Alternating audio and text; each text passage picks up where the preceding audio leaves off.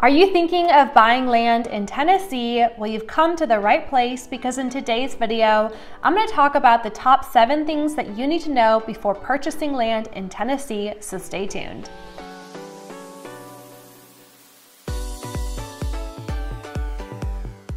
Hey everyone, welcome back to my channel. My name is Brenna and I'm a realtor with SimpliHOM in the Middle Tennessee area. I'm here to answer any or all questions that you may have about living in Tennessee, so be sure to reach out to me and be sure to subscribe because I post weekly. All right, so let's jump right in and start with the first thing that you should know, which is to consider your location first. For buying land, it is essential to do your research ahead of time and figure out if an area is going to be suitable for your needs. For example, if you're planning to build a house on land, you should make sure that the land is in an accessible area that is close to schools, hospitals, and other amenities. Chances are, if you are looking for land with more than an acre, you will need to search within 30 to 45 minutes outside of city limits.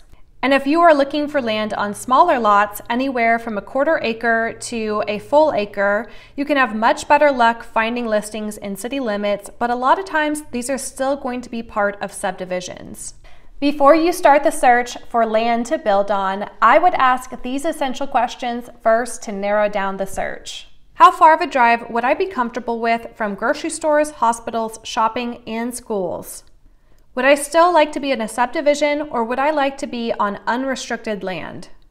What kind of terrain do I prefer, flat and easy to build on or more hilly with overlooking views? Another very important question is to ask what you would like to do with the land.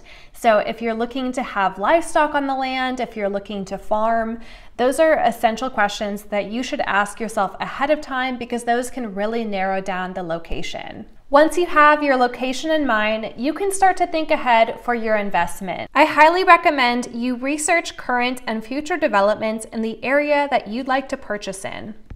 If you have a particular parcel in mind, who owns the adjoining parcels?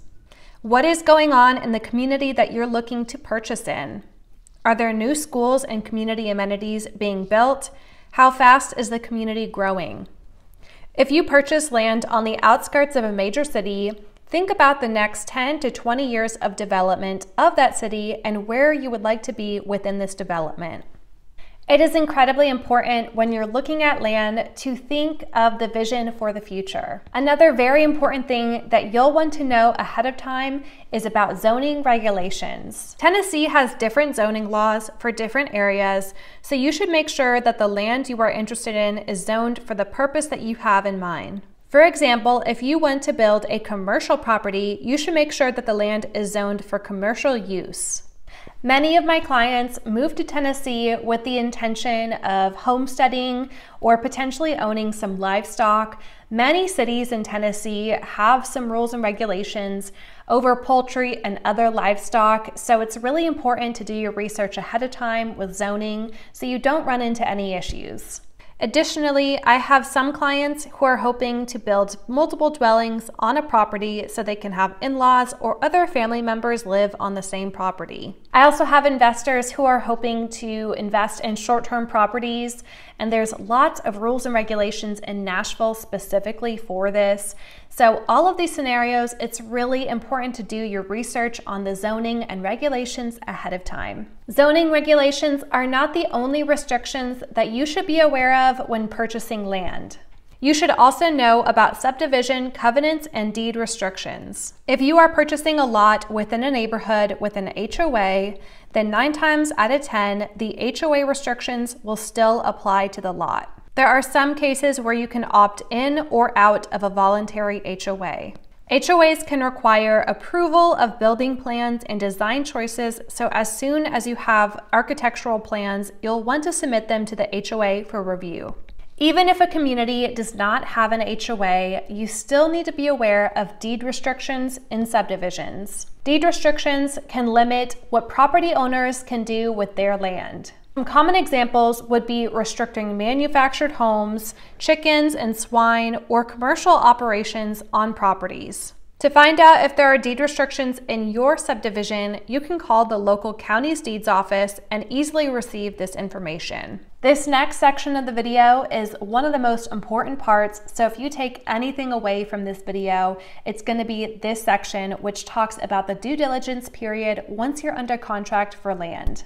When you go under contract for a parcel or parcels of land, you have what is called a due diligence period. During your due diligence period, you can perform tests and inspections by professionals, and you have the right to terminate based on results of testing if you choose to do so. A good example of this is a perk test, or otherwise known as a soil scientist test. A percolation test is a test to determine the water absorption rate of soil in preparation for the building of a septic drain field.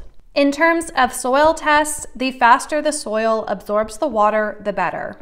In order to obtain a septic permit, you must first have a valid perk test. The septic permit goes by the number of bedrooms and not bathrooms, so this will limit the number of bedrooms you can build in your home. Even if a listing claims that the land has perked for 3 bedrooms, you must always ask for the soil test to confirm and file for the septic permit with the city. You may also ask, what if your land fails to perk?